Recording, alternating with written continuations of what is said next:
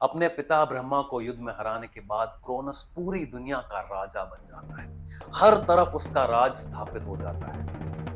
क्रोनस के भाई देवता भी थे, क्रोनस के भाई असुर भी थे। क्रोनस क्योंकि देवता था, इसीलिए वो सारे असुरों को एक बंदी गृह में डालता है और उस बंदी गृह को पृथ्वी लोक के नीचे एक अलग लोक में स्थापित कर देता है, जिसका नाम पाताल लोक रखा जाता है।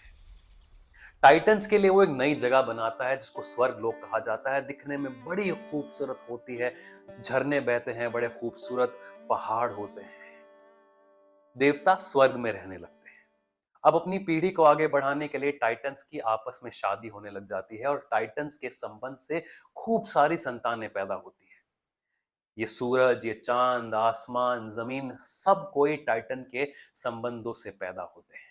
एक दिन क्रोनस की शादी एक दूसरी टाइटन से होती है। उस टाइटन का नाम रिया होता है।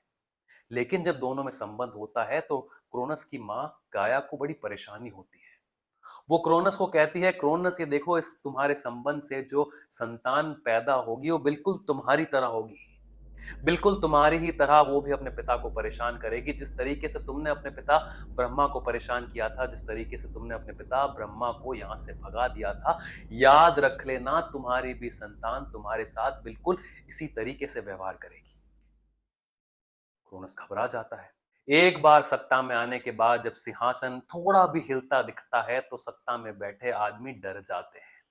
क्रोनस भी डर गया था। क्रोनस ने ये ऐलान करवा दिया कि उसके और रिया के संबंध से जो भी संतान उत्पन्न होगी वो सीधा उसके पास लाई जाएगी और वो उसको खा जाएगा, अपनी संतान को खा जाएगा। रिया को इंडियन माइथोलॉजी में अदिति कहा गया है। तो क्रोनस और अदिति के संबंध से खूब सारी संतानें पैदा होती है। एक एक करके 3 पुत्रियां और 2 पुत्र होते हैं और क्रोनस अपनी सारी संतानों को खा जाता है। अदिति बड़ी परेशान रहने लगती है। जब अदिति की छठी संतान पैदा होने वाली होती है तो क्रोनस को बताया नहीं जाता है। वो संतान अदिति अपने एक सेवक के साथ जंगलों में भेज देती है और उसी जंगल में से आता है एक बड़ा सा पत्थर। वो पत्थर अदिति ले जाकर क्रोनस को दे देती है और क्रोनस को कहती है कि यह है तुम्हारी संतान, ये पत्थर। अब क्रोनस को किसी बात का कोई परवाह नहीं थी। वो उस पत्थर को लेता है और खा जाता है और वहां पर जंगलों में बड़ा हो रहा होता है अदिति और क्रोनस का पुत्र जियस। जियस के पैदा होने की कहानी हमारे इंडियन माइथोलॉजी की एक बड़ी सुंदर कहानी से मेल खाती है। वो है कृष्ण और कंस की कहानी।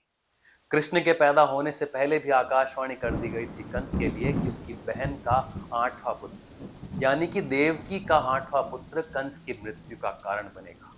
और इसी बात से घबरा कर अपने अपनी सत्ता के चले जाने से घबरा कर कंस देवकी के एक एक करके 7 पुत्रों को मार देता है। लेकिन फिर भी जो फूल खिलने होते हैं उन फूलों को खिलने से कोई भी नहीं रोक सकता।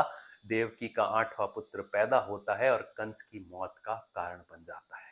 और इसी जियस की कहानी सिकंदर उस योगी को आगे सुनाता है।